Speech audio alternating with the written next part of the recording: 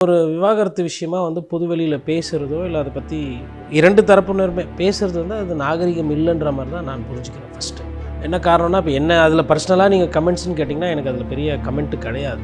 ஆனால் அடிப்படையில் எனக்கு வந்து ஒரு ஒரு வழக்கறிஞராக ஒரு கருத்து ஒன்று உண்டு. அதில் திமுக தான் திட்டமிட்டு ஏவி இது போன்ற கீழ்த்தனமான வேலைகளில் ஈடுபடுறாங்கன்னு சொல்கிறாங்க. அந்த நிலைமைக்கு திமுக வந்துட்டதாக சொல்கிறாங்க. அதை எப்படி பார்க்குறீங்க? அது ஒரு குற்றச்சாட்டு இல்லை அது ஒரு ஒரு வீண் பழியாக பார்க்கலாம்.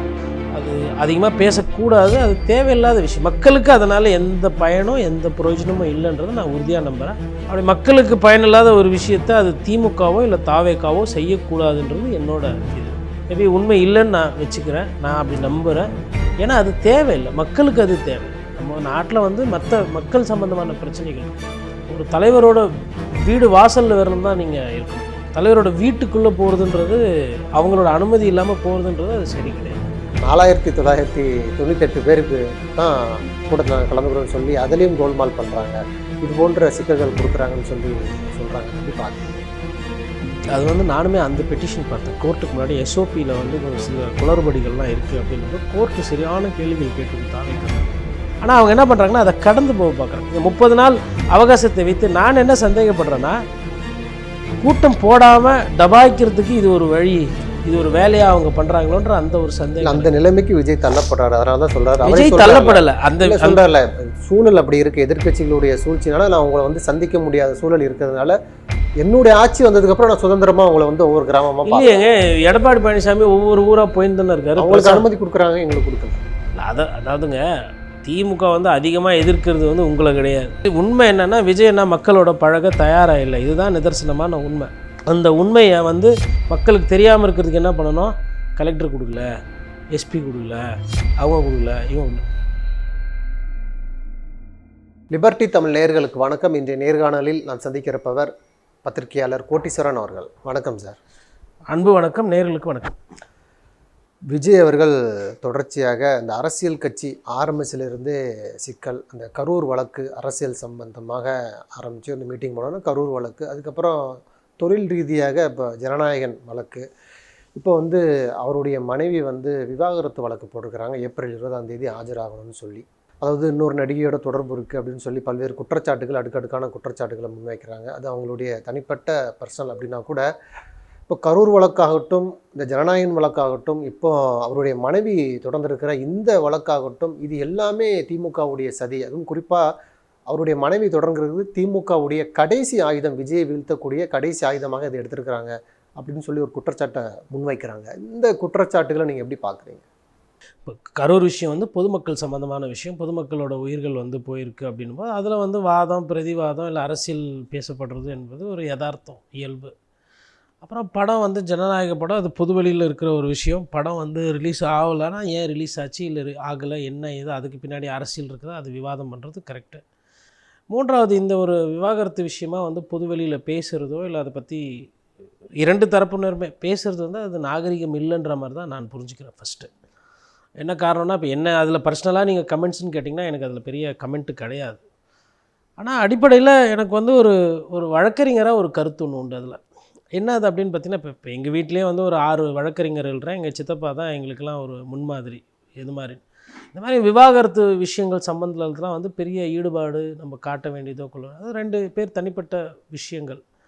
பட்டு அது ஒரு குடும்ப பிரச்சனை. அந்த குடும்ப பிரச்சனை சரி செய்து அது குடும்பம் வந்து கரெக்டாக இருக்கணும் அப்படின்றது தான் என்னோடய புரிதல். நாட்டில் நிறைய விவாகரத்து இருக்குது. விவாகரத்து குறையணும், விவாகரத்துக்கு இல்லாத ஒரு சமுதாயமாக இருக்கணுன்றது தான் என்னோடய புரிதல், பார்வை.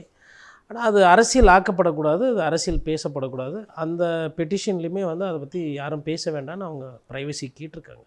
அதனால் அதை வந்து மக்கள் பிரச்சனை நிறைய இருக்குது, நம்ம அதை வந்து ஃபோக்கஸ் பண்ணணுன்றது தான் என்னோடய கருத்து. அது ஆனால் இதற்கு பின்னாடி திமுகவுடைய சதி இருக்குதுன்னு சொல்கிறாங்களே. இப்போ அவருடைய ரசிகர்களும் இந்த விஷயம் வெளியே வந்ததுலேருந்து, அப்போ திமுக தான் திட்டமிட்டு ஏவி இது போன்ற கீழ்த்தனமான வேலைகளில் ஈடுபடுறாங்கன்னு சொல்கிறாங்களா? அந்த நிலைமைக்கு திமுக வந்துட்டதாக சொல்கிறாங்களா? அதை எப்படி பார்க்குறது?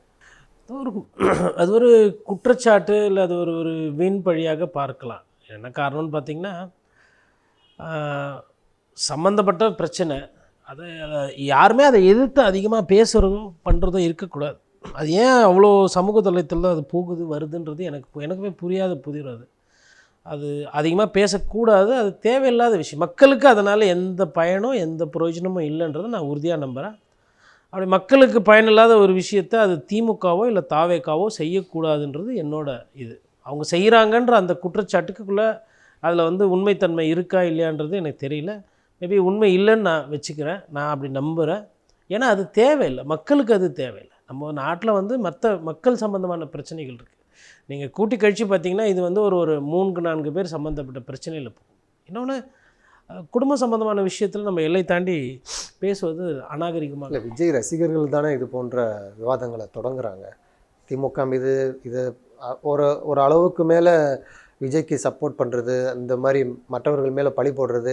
இப்போ கரூரில் விபத்து நடக்கும் பொழுது விஜய் ஏன் போனாருங்கிற கேள்வி இல்லாமல் அங்கே எப்படி உடனடியாக ஆம்புலன்ஸ் வந்தது அப்படிங்கிற கேள்வி தான் முன்வைத்தாங்க. அதே போல் தான் இந்த விஷயத்திலும் ஒரு ஒரு குற்றத்தை பார்க்காம உடனடியாக இன்னொரு மேலே பழி போட்டு இவங்க தான் தூண்டி விடுறாங்கன்னு சொல்கிற அந்த பார்வை தான் அங்கே கேள்வி ஆகுது. இல்லை, அது தேவையில்லை. இது கடந்து போகணும். அவங்க கட்சி தலைவருக்கு அதற்கு என்ன செய்யணும், அதை எப்படி கொண்டு போகணும், இல்லை அது வந்து அதை எப்படி சரி செய்யணும்னு வழக்கறிஞர்கள் இருக்கிறாங்க. இல்லை அவங்க பார்த்துக்கிற போகிறாங்க. தொண்டர்கள் வந்து அதுக்குள்ளே போகக்கூடாது. இன்னொன்று அது தாவேக்காவோட கட்சி பிரச்சனை அல்ல, அது அவங்க பார்த்துக்கணும்னு சொல்லிட்டு விட்டுணும். சரி, தொண்டர்களாக இருந்தாலுமே ஒரு தலைவரோட வீடு வாசலில் வரலும் தான் நீங்கள் இருக்கணும். தலைவரோட வீட்டுக்குள்ளே போகிறதுன்றது, அவங்களோட அனுமதி இல்லாமல் போகிறதுன்றது அது சரி கிடையாது. அது வந்து குடும்பன்றது அவங்கவுங்க வீட்டுக்குள்ளே ஒரு குடும்பம். அதை தாண்டும் போது தான் அது கட்சி நாடு எல்லாமே அப்புறம் வரும். என்ன கேட்டால் we should respect the privacy of the concern people, whether it's the respondent or petitioners. Their privacy should be treated and it is for the court to decide.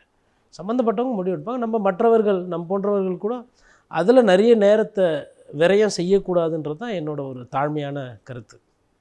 Vijay அவர்கள் அந்த அடுத்தடுத்து மீட்டிங் போடுறதுல பல்வேறு சிக்கல்கள் உடனடியாக எங்களுக்கு அனுமதி கொடுக்க மாட்டாங்கன்னு சொல்லி அந்த வழக்கு கோர்ட்லலாம் இருந்துச்சு. அதில் தமிழர் சொல்லியிருக்கிறாங்க, இவங்க 5000 பேருக்கு பர்மிஷன் கேட்டால் 5000 பேர் கலந்துக்கிற நிகழ்ச்சிக்கு ஒரு பர்மிஷன் இருக்குது. ஆனால் இவங்க என்ன பண்ணுறாங்கன்னா 4998 பேருக்கு தான் கூட்டத்தில் கலந்துக்கிறோன்னு சொல்லி அதுலேயும் கோல்மால் பண்ணுறாங்க. இது போன்ற சிக்கல்கள் கொடுக்குறாங்கன்னு சொல்லி சொல்கிறாங்க. அது எப்படி பார்க்குறீங்க? அது வந்து நானுமே அந்த பெட்டிஷன் பார்த்தேன். கோர்ட்டுக்கு முன்னாடி எஸ்ஓபியில் வந்து கொஞ்சம் சில குளறுபடிகள்லாம் இருக்குது அப்படின்னப்போ கோர்ட்டு சரியான கேள்விகள் கேட்டிருக்கு தாவேக்காக்கு. என்னென்னா, கரூர்னு ஒரு சம்பவம் நடந்ததுனால தான் இதெல்லாம் வந்தது. அப்படி ஒரு சம்பவம் நடக்கலைன்னா இதுக்கெல்லாம் தேவையே இல்லை, இதுக்கு முன்னாடி இருந்தது கிடையாது. ஸோ உங்களுக்கு தார்மீக ஒரு அடிப்படையில் அப்படின்னு சொல்லி ஒரு சில கேள்விகள் கேட்டிருக்காங்க கோர்ட்டு. போட்டி போட்டிருக்கீங்க அப்படின்னா அப்போ இவங்க என்ன சொல்கிறாங்க, எங்களுக்கு வந்து ஒரு முன்னுரிமை கொடுக்கணும், எங்களை வந்து ஒரு மாதிரி ப்ரெஃபரன்ஸ் கொடுக்கணும். அவங்க என்ன சொல்கிறாங்கன்னா, ஒரு இடம் இருக்குன்னா 3-4 கட்சி அதே இடத்துல கூட்டம் போடணும். ஏன்னா தேர்தல் நெருங்க நாள் குறையும். நாள் குறையும் போது ஆளுகின்ற கட்சி, எதிர்கட்சி, இதுக்கு முன்னாடி ஆண்ட கட்சி, தேசிய கட்சி அவங்களாமும் கேட்கும்போது நாங்கள் வந்து தேர்தல் ஆணையம் எங்களுக்கு ஒரு ரூல்ஸ் கொடுத்துருக்கு, ஒரு கோட்பாடு, இது பிரகாரம் செய்யுங்க இப்படின்னு. அந்த கோட்பாடின் அடிப்படையில் பார்த்தா பெரிய கட்சிகள், ரெக்கக்னிஷன் வாங்கின கட்சிக்கு முன்னுரிமை கொடுங்க, பெரிய கட்சிகளுக்கு முன்னுரிமை கொடுங்க, சிறிய கட்சிகளுக்கு வந்து அது அந்த ப்ரையாரிட்டி லிஸ்ட்டில் அது கீழே தான் வரும் அப்படின்னு அவங்க ஒரு ப்ரையாரிட்டி லிஸ்ட்டு வச்சுருக்காங்க.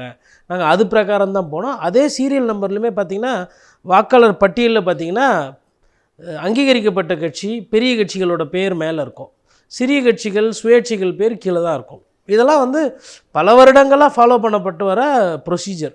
இப்போ இவங்க என்ன கேட்குறாங்கன்னா, எங்களுக்கு அந்த ப்ரொசீஜரெல்லாம் மாற்றி கொடுங்க, எங்களுக்கு முன்னுரிமை கொடுங்க, நாங்கள் பெரிய கட்சின்னும் போது அப்போ அந்த கேள்வி வருது, எத்தனை தேர்தல் நீங்கள் நின்றுருக்கீங்க, உங்கள் வாக்கு சதவீதம் என்ன, நீங்கள் டெபாசிட் வாங்கியிருக்கீங்களா, உங்கள் கட்சிக்கு அங்கீகாரம் இருக்கா, இல்லை இது தேர்தல் ஆணையத்தால் நீங்கள் அங்கீகரிக்கப்பட்ட கட்சியா அப்படின்னு இந்த கேள்விகள்லாம் கேட்கும்போது அந்த கேள்விக்கு பதில் இல்லை. திருன்னு யோசிக்கிறாங்க, முழிக்கிறாங்க, என்ன சொல்கிறதுன்னு தெரியல. இப்போ கோர்ட்டில் இருக்குது. 30 நாள்களுக்கு முன்கூட்டியே அனுமதி வாங்கணுங்கிறது ரொம்ப சிக்கல் அப்படிங்கிறாங்க.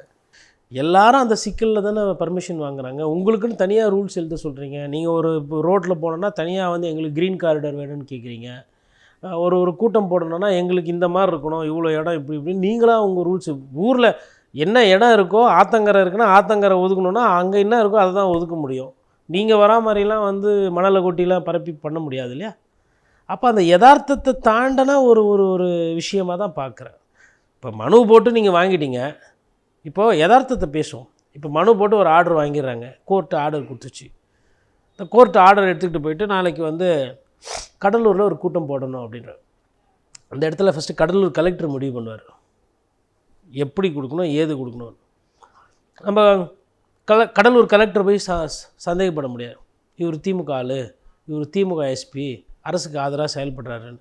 ஏன் அப்படின்னா பொதுமக்களோட அந்த உயிருக்கும் உத்தரவாதத்துக்கும் பொது உடைமைக்கு பொறுப்பு வந்து எஸ்பியும் கலெக்டரும் அங்கே லோக்கலில். அப்போ அதில் எதனா சிக்கல் வந்ததுன்னா நாளைக்கு கோர்ட் வந்து ஒரு சுயமோட்டோவாக ஒரு கேஸ் எடுத்ததுன்னா கலெக்டர் பாதிக்கப்படுவார். நீங்கள் 2 பேரும் அரசியல்வாதிகள், யாரும் திமுகவும் தாவேக்கவும் அரசியல்வாதிகள் மாறி மாறி குற்றம் சாட்டு போயிடுங்க. அதிகாரியாக பகடக்காயாக மாட்டணும்.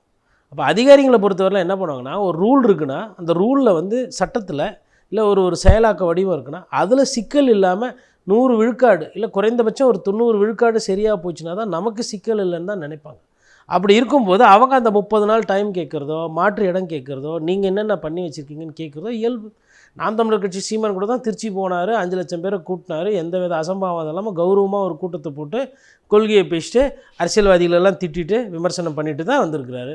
அவர் போன இடத்துல என்ன திமுகவை பாராட்டி பேசினாரா, இல்லை மோடிஜி வந்து சூப்பருன்னாரா, இல்லை என்ன, இல்லை காங்கிரஸ் கட்சி தலைக்கு மேலே தூக்கி வச்சுக்கிட்டாரா? எல்லாரையும் தானே விமர்சனம் பண்ணார். அதிமுக வந்து ஊழல் கட்சின்னு சொல்லிட்டு வர்றாரு அவர். அப்போ அப்படி இருக்கும் பொழுது நமக்கு ஒண்டி இதெல்லாம் நடக்குது அப்படின்னு நீங்கள் நினைக்கிறீங்களா, அதுதான் பிரச்சனை. இது எல்லா கட்சிகளுக்கும் இருக்கிற ஒரு விஷயம். இதை மீறி நீங்கள் எப்படி கட்சி நடத்துறீங்க, இதை மீறி நீங்கள் எப்படி செயல்படுத்துறீங்கன்றது தான் ரொம்ப முக்கியம். ஆனால் அவங்க என்ன பண்ணுறாங்கன்னா அதை கடந்து போக பார்க்குறாங்க. இந்த 30 நாள் அவகாசத்தை வைத்து நான் என்ன சந்தேகப்படுறேன்னா, கூட்டம் போடாமல் டபாய்க்கிறதுக்கு இது ஒரு வழி, இது ஒரு வேலையாக அவங்க பண்ணுறாங்களோன்ற அந்த ஒரு சந்தேகம். அந்த நிலைமைக்கு விஜய் தள்ளப்படுறாரு. அதனால தான் சொல்கிறாரு. விஜய் தள்ளப்படலை, அந்த சொல்கிறார்ல, சூழல் அப்படி இருக்குது. எதிர்க்கட்சிகளுடைய சூழ்ச்சினால நான் உங்களை வந்து சந்திக்க முடியாத சூழல் இருக்கிறதுனால என்னுடைய ஆட்சி வந்ததுக்கப்புறம் நான் சுதந்திரமாக உங்களை வந்து ஒவ்வொரு கிராமமாக பார்ப்பேன்.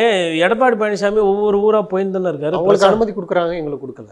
இல்லை அதாவதுங்க திமுக வந்து அதிகமாக எதிர்க்கிறது வந்து உங்களை கிடையாது. சட்டமன்றத்திலும் சரி, இப்போ உங்கள் கட்சியிலேருந்து யாருன்னா எடுக்கிறாங்களா? செங்கோட்டையனுக்கு கொடுத்த முக்கியத்துவம் நீங்கள் என்னன்றது தெரியும். அந்த முயற்சியை ஒருவேளை திமுக எடுத்து ஓபிஎஸ் மாதிரியே செங்கோட்டையனுக்கு முக்கியத்துவம் கொடுத்துருந்தா செங்கோட்டையன் அங்கே போயிருக்க மாட்டார், நீங்கள் நம்புறீங்களா?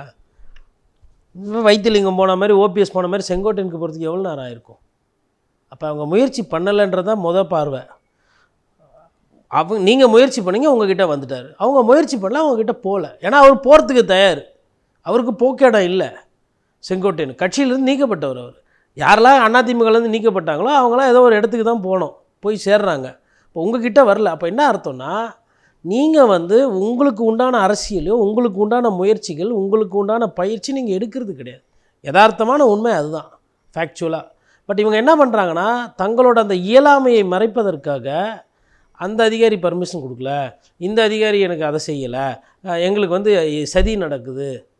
மக்களை போய் சந்திக்கிறதுக்கு எந்த விதமான பிரச்சனையும் கிடையாது. நீங்களே கூட நீங்கள் இருக்கிற இடத்துல கூட உங்கள் கட்சி அளவுக்கு டெய்லி ஒரு 1000 பேரை கூட கூப்பிட்டு பார்க்கலாம். செயல் வீரர் கூட்டம் போகலாம், வேறு இடத்துக்கு போகலாம். இப்போ நீங்கள் ராமநாதபுரம்லாம் போனீங்கன்னு வச்சுக்கோங்களேன், நிறைய காலி இடங்கள் இருக்குது. சாயந்தரமாக ஒரு பேச்சுக்கு சொல்கிறேன், அதை வந்து அந்த இடத்தினுடைய அமைப்பு சொல்கிறேன். நாகப்பட்டினம் எடுத்துக்கிட்டிங்கன்னா அது வந்து கடல் ஓரத்துலலாம் பார்த்திங்கன்னா நிறைய இடம் இருக்குது. நீங்கள் சாயந்தரமாக ஒரு 7 மணி 6 மணிக்கு அங்கே லைட்டை போட்டு ஒரு கூட்டத்தை கூட்டுறீங்கன்னா பெரிய அசம்பாவிதம் நடக்க வாய்ப்பு கிடையாது. பக்கத்தில் ஒரு குளமோ ஏரியோ கடலோ கிடலோ அந்த மாதிரி இல்லாத நிறைய காலி இடங்கள் நிறைய இருக்குது. ஆனால் நம்ம போகிறதுக்கு தயாராக இல்லை. நமக்கு வந்து மரக்கடை வேணும், ஏன்னா சென்டரு. அதே மாதிரி கரூரில் வந்து வேல்சாமிபுரம் வேணும், ஏன்னா எல்லா கட்சியும் போடுற இடம். அது மற்ற கட்சிக்கு பத்தும். நம்ம கட்சி தொண்டர்களோட ரசிகர்கள் அதிகமாக வருவாங்க. அப்போ அதுக்கு ஏற்ற அது இடமானா அது தெரியாது. எல்லாரும் போட்ட இடத்த தான் கொடுத்தாங்க அங்கே கரூரில் காவல்துறை. அதிமுக அங்கே கூட்டம் பேசும்போது ஒன்றும் ஆகலை. ஒரு நாளைக்கு முன்னாடி அதே இடத்துல நீங்கள் போய் கூட்டம் போட்டால் காவு வாங்குது. அதையும் நீங்கள் சதின்றீங்க, இதையும் சதின்றீங்க, தொடர்ந்து சொல்லிட்டு அதை கோர்ட்டு கேட்குது. எது விஷயத்தில் உங்களுக்கு முன்னுரிமை கொடுக்கணும், ஏன் முன்னுரிமை கொடுக்கணும், உங்களோட அனுபவம் என்ன, உங்களோட ரெக்கார்ட்ஸ் கொடுங்கன்னா இல்லை விஜய் என்ன பக்கா மாஸ் தெரியாதா கொடுங்க அப்படின்னா கோர்ட்டில் தலையை தான் போட்டு பிச்சுக்கணும். கோர்ட் வந்துட்டு ரசிகர் பட்டாள மாதிரி நடந்து முடியாது. சட்டத்தில் என்ன சரத்துகள் இருக்கோ அது அந்த இடத்துக்கு சட்டத்தில் அது அப்ளை ஆகுமா ஆகாதா, சட்டத்தின் படி இது நடக்குமா நடக்காதா, அப்படி தான் பார்த்து கோர்ட்டு தீர்ப்பு கொடுக்க முடியும். உங்களுக்கெல்லாம் யார் ஐடியா? சரி, கோர்ட்டு இப்போ தீர்ப்பு கொடுத்துச்சு, தாவேக்காக்கு வந்து 10,000 பேர் கூடுற அளவுக்கு நீங்கள் பர்மிஷன் கொடுங்கன்னு ஆர்டர் கொடுத்துட்றாங்க கோர்ட்டில். 10,000 பேர் போய் பண்ணலான்ட்டு. இப்போ அந்த ஆர்டரை எடுத்துகிட்டு இவங்க போய்ட்டு கலெக்டர்கிட்ட போய் கடலூர் கலெக்டர் போய்ட்டு 10,000 பேர் இது பண்ண. இப்போ கடலூர் கலெக்டர் சொல்லுவார், 10,000 கோர்ட் கொடுத்துருக்குதுங்க, அது கொடுத்த நேரத்தில் என்ன டெம்பரேச்சர் தெரியாது. இப்போ டெம்பரேச்சர் வந்து 100 டிகிரி தாண்டி போகுது. மார்ச் மாதம் வெயில் ஜாஸ்தி. இது வந்து இப்போது கவர்மெண்ட்டு ஒரு ஆர்டர் போட்டுக்குது, வெயில் அதிகமாக இருக்கிறதுனால சம்மரில் என்னென்ன கடைப்பிடிக்கணுமோ அதெல்லாம் கடைப்பிடிங்கன்னு. இந்த நேரத்தில் வந்து நீங்கள் வந்து சொல்கிற மாதிரி அப்படி பண்ண முடியாது. வேறு ஒரு சில ப்ரொவிஷன்ஸ்லாம் நீங்கள் மாற்றிட்டு பண்ணிட்டு வரணும். டிசாஸ்டர் மேனேஜ்மெண்ட் ரூல்ஸ் 2005 இதை சொல்லிட்டு அவர் ஒரு ரூல் புக்கு தூக்கி போகிறான்னு வச்சிங்களேன். திருப்பி என்ன பண்ணுவீங்க? கோர்ட்டுக்கு போய் கண்டெம்ட் போடுவீங்களா? கோர்ட்டில் போய் கலெக்டர் இதை அனுமதி வாங்களா? ஏங்க நேரம் இல்லை. நான் அதை தான் ஃபஸ்ட்லேருந்து சொல்லிக்கிட்டு இருக்கேன். நேர விரயத்தை திட்டமிட்டு சூழ்ச்சியாக அவங்க பண்ணி அதையே காட்டிக்கிட்டு இருக்காங்க. ஏன்னா தொண்டர்கள்கிட்ட ஒரு விஷயத்தை நம்ப வைக்கணும். உண்மை என்னென்னா, விஜய் அண்ணா மக்களோட பழக தயாராக இல்லை. இதுதான் நிதர்சனமான உண்மை. அந்த உண்மையை வந்து மக்களுக்கு தெரியாமல் இருக்கிறதுக்கு என்ன பண்ணணும்? கலெக்டர் கொடுக்கல, எஸ்பி கொடுக்கல, அவங்க கொடுக்கல, இவங்க கொடுக்கல. சரி, 30 நாளுக்கு முன்னாடி அப்ளை பண்ணோம் இல்லையா? 30 மாவட்டத்துலேயும் ஒவ்வொரு மாவட்டமாக அப்ளை பண்ணுங்கள். எந்த மாவட்டம் ஃபஸ்ட்டு பர்மிஷன் கொடுக்குதோ ஒவ்வொன்றா போங்க. இப்போ இன்றைக்கி அப்ளை பண்ணுங்கள் சார், எனக்கு இத்தனாந்தேதி இந்த மாவட்டம்னு. அவங்க வந்து அது 30 நாளைக்கு முன்னாடி அப்ளை பண்ணோன்னா 30 நாள் கழிச்சா கொடுக்க போகிறாங்க. முன்னாடியே கொடுப்பாங்க இல்லையா? இன்னொன்று மாடல் கோட் ஆஃப் கண்டக்ட் வரப்போகுதில்ல. அப்போ உங்களுக்கு சொந்தமாக சிந்தனையும் இல்லை, அனுபவமும் இல்லை, அனுபவசாலிங்களும் கூட இருந்தும் அதை பயன்படுத்திக்கிறது இல்லை. இப்போ மாடல் கோட் ஆஃப் கண்டக்ட் வந்துச்சு, 4 கலெக்டரு 4 எஸ்பியை மாற்றுறாங்க, புதுசாக போடுறாங்க. அவரும் அதே மாதிரி தான் செயல்படுவாரா? இப்போ நீங்கள் அப்ளை பண்ணிங்கன்னா அந்த அப்ளிகேஷன் பெண்டிங்கில் இருக்கும். தேர்தல் ஆணையத்துக்கிட்ட போய் ஐயா இந்த மாதிரி நான் கூட்டம் பண்ணோம், அவங்களாம் போட்டுக்கிறாங்க, எனக்கு கூட்டம் இல்லைன்னு அங்கே அப்பீல் பண்ணி கேட்டு வாங்கி பண்ணலாம்ல. ஒன்று அரசியல் பண்ண தெரியணும், இல்லை தெரிஞ்சவங்கள கூட இருந்தால் அவங்கள கேட்டு புரிஞ்சுக்கணும். நான் அதையும் பண்ண மாட்டேன், இதையும் பண்ண மாட்டேன், இந்த சைடு ஆது இந்த சைடு புசி ஆனந்து இதை வச்சுக்கிட்டே நான் இப்படியே பண்ணிக்கிட்டு இருப்பேன்னா என்ன இது? அவங்களோட வியூக வகுப்பாளர்னால் வெரி ஃபஸ்ட்டுங்க. பாவம் ஒன்றுமே தெரில. நான் என்னமோ நினச்சேன், அதாவது ஒரு விஜய் மாதிரி ஒரு நட்சத்திரம் அதை வச்சு கரெக்டாக அரசியல் பண்ண தெரியலன்னா என்ன வியூக வகுப்புன்றது தெரியல. இல்லை இப்படியும் வச்சுக்கலாம். அவர் ஜானோட பிரச்சனை ஜானுக்கு தான் தெரியும். அவருக்கு என்ன சிக்கல் இருக்குது? மேபி அவர் ஐடியா கொடுக்கலாம், அண்ணன் இதை பண்ணலான்னா அதை பண்ணலான்னு. மேபி விஜய் அதை விரும்பலை, அதை செய்ய தயாராக இல்லை. இப்போது ஒரு கோச் வந்து என்ன பண்ண முடியும்? ஒரு மாணவனை சார் இது ஓடுங்க சார், ப்ராக்டிஸ் பண்ணுங்கள் சார், ஜெயிக்கலாம் சார் தான் சொல்ல முடியும். இல்லை நான் காலெல்லாம் எழுந்துச்சி ஓட மாட்டேன், கட்சியில் ஓடிக்கிறேன் அப்படின்னு சொல்லிட்டு வீட்லேயே உட்காந்துருந்தா என்ன பண்ண முடியும்? யார் பிரச்சனையும் தெரில, ஆனால் சேர்ந்த பார்க்கும்போது ரிசல்ட்டே இல்லை. எந்த பெட்டிஷன் போகணும், எந்த பெட்டிஷன் போகக்கூடாது, ஜனநாயகம் படம் நீங்கள் தான் அந்த கோர்ட்டு கீழ் கோர்ட்டு மேல் கோர்ட்டுன்னு போனீங்க. அப்புறமா என்ன பண்ணீங்க? எல்லாத்தையும் விட்ரா பண்ணி நாங்கள் ரிவ்யூவில் பார்த்துக்குறோம், அப்பீலுக்கு போகல, நாங்கள் வந்து சென்சார் போர்டுக்கே போகிறோம். நீங்கள் இதுக்கு எதுக்கு இப்போ 4 வக்கீல் ஃபீஸு, 4 கோர்ட்டுக்கு போனீங்க, அவ்வளோ ஊடக வெளிச்சம்? எதிர்த்து போராட முடியுமா அப்படின்றது ஒரு பார்வை. சட்ட ரீதியாக நமக்கு என்ன அதில் இருக்குன்றது 2வது பார்வை. 3வது அவங்கள எதிர்த்துட்டு என்ன பண்ண முடியும்? அப்போ அதுக்கு ஏற்ற அரசியல் பண்ணும். கெஜ்ரிவால் பண்ணுறாரு அப்படின்னா அதுவும் சொன்னார், 2 பேர் தான் வந்து இந்தியாவில் வந்து மோடி அவர்களை எதிர்த்து அரசியல் பண்ணுறாங்களாம். ஒருத்தர் பேர் ராகுல் காந்தி, இன்னொருத்தர் பேர் விஜயா. ஏன் மற்றவங்களெல்லாம் பார்த்தா அவங்களுக்கு தெரியாது? இதுவே எவ்வளவு தவறான ஒரு விஷயத்தை எடுத்துகிட்டு போய் முன்னிறுத்துறாங்க பார்த்தீங்களா? இதே கேள்வி இப்போ நீங்கள் என்கிட்ட கேட்டிங்கன்னா, 2 பேர் இந்திய திருநாட்டில் அதிகமாக அரசியல் பண்ணுறாங்க அப்படின்னா, ஃபஸ்ட்டு மம்தா பானர்ஜி, 2வது அரவிந்த் கெஜ்ரிவால். கொள்கை ரீதியாக பாஜகவை மோடி எதிர்த்து அரசியல் பண்ணுறாங்க அப்படின்னு கேட்டிங்கன்னா ஆர்ஜேடி, லல்லு பிரசாத் கட்சி, 2வது திமுக. அப்போ நிலைப்பாடு இருக்குது. கொள்கை ரீதியாக எதிர்க்கிறதுல திமுக ரொம்ப உறுதியாக இருக்கிறாங்க. பட் அவங்க எப்படின்னா, நீ அம்பு வில்ல தூக்குனா நான் கடாயுதத்தை வந்து வாயிலே குத்துவேன், நீ ஜெய்ராம் சொன்னின்னா நான் ஓம் ஸ்ரீ காளி சொல்லி தூக்கி போட்டு மிதிப்பேன், அப்படி இருக்கிறாங்க. ஆனால் ஆதவ் என்ன சொல்கிறாரு? இந்த திமுக உண்மையை மறைச்சிடுறது, மற்ற தேசிய கட்சிகள் பண்ணக்கூடிய எதிர்ப்பெல்லாம் மறைச்சிட்டு இவர் தான் எதிர்க்கிறாராம். யார்? விஜய் சார் வந்து பிஜேபி எதிர்க்கிறாராம். அதை வந்து மக்கள் நம்பணும். இதை தான் நம்ம வந்து திட்டமிட்டு மக்கள்கிட்ட ஒரு தவறான செய்தியை கொண்டு போய் திணிக்கிறது என்பது. ஆனால் இந்த தேர்தலில் ஒரு வித்தியாசமான ஐடியாவில் இருக்கிறார் விஜய் அவர்கள்.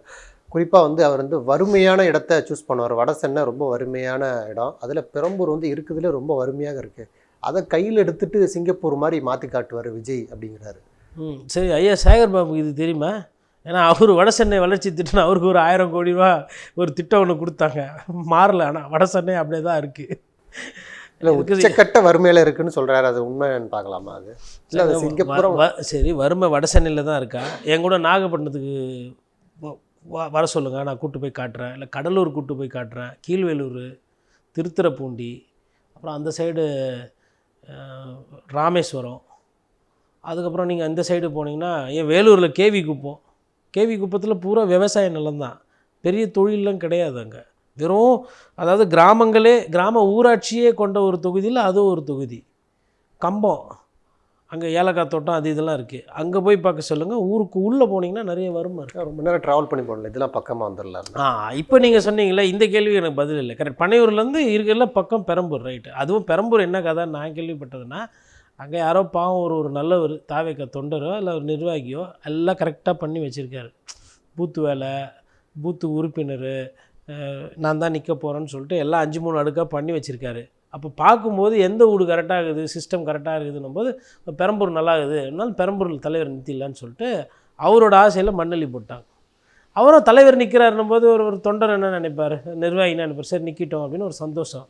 அது மாதிரி இவங்களாம் எதுவும் பண்ணல, வேறு யாருனா எதனா பண்ணி வச்சா அதில் ஏறி முதுகு சவாரி செய்யணும், அதுதான் அவங்களோட எண்ணோட்டம். அதை பண்ணியிருக்கிறாங்க. அப்போ அதனால் பெரம்பூரில் சரி, எனக்கு வந்து விஜய் அவர்கள் வந்து சென்னையில் நிற்கிறது அவருக்கும் நல்லது, தொண்டர்களுக்கும் நல்லது. ஒரே ஒரு பிரச்சனைனா போக்குவரத்து நெரிசல் வரும் அவர் வந்து போக்கும்போது. பட் ஆனால் ஊரில் நடத்துறத விட சென்னையில் நடத்துறது கொஞ்சம் நல்லது. என்ன காரணம்னா, சென்னையில் நிறைய பேர் வேலை வெட்டி அது இதை பார்க்க வேண்டிய கட்டாயத்தில் இருப்பாங்க. போய் வெளியில் வேலை செஞ்சால் தான் அன்றைக்கி கஞ்சி. நிறைய பேரோட அன்னாட காசி நிலைமை வட சென்னையில் தான். அதனால் அந்த ஒரு பெரிய கூட்டம் வர்றது அதெல்லாம் வந்துட்டு ஓரளவுக்கு குறையும். வேறு எதனா இடம் எங்கன்னா போய் பண்ணுறதை விட இதெல்லாம் வந்து ஓரளவுக்கு ஏதோ தெரில, எந்த ஊர் போனாலும் பிரச்சனையாகுது. பெரம்பூர் மக்களை பெரம்பூரில் இருக்கிறவங்க தான் காப்பாற்றிக்கணும்.